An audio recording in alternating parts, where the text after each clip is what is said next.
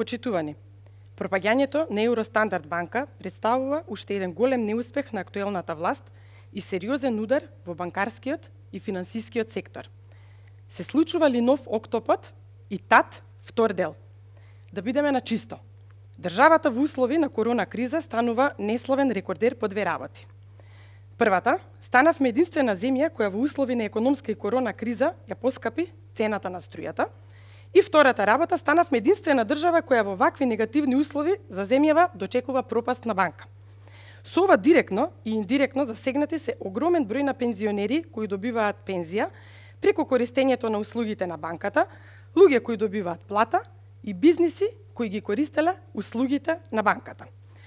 Со пропаѓањето на банката доведени се во прашање исплатите кон 55.000 граѓани, од кои над 35.000 пензионери и речиси 20.000 приматели на социјална помош.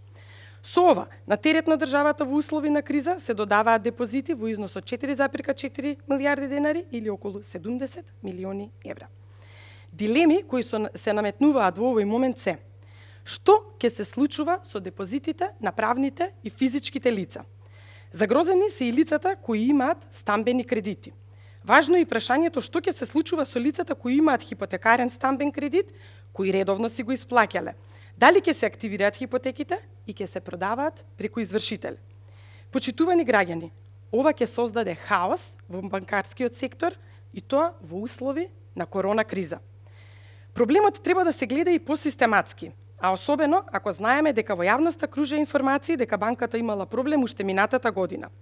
Дали кризата влијаела и колку влијаела на пропаѓањето, и ако да, зошто ништо не е преземено од страна на државата за спас? Но власта да одговори и дали сега се преземени сите действија за спасување на банката. Исто така сето ова ќе ја подгрее недовербата кон банките. Дали е можно спирално вадење на депозитите од банките и страв од нови банкарски турбуленции.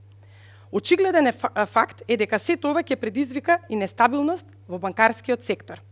Повторувам, пропаѓањето на Евростандард банка представува уште еден голем неуспех на актуелната власт и сериозен удар на бизнисот и на над 55.000 пензионери и приматели на социјална помош. Ви благодарам.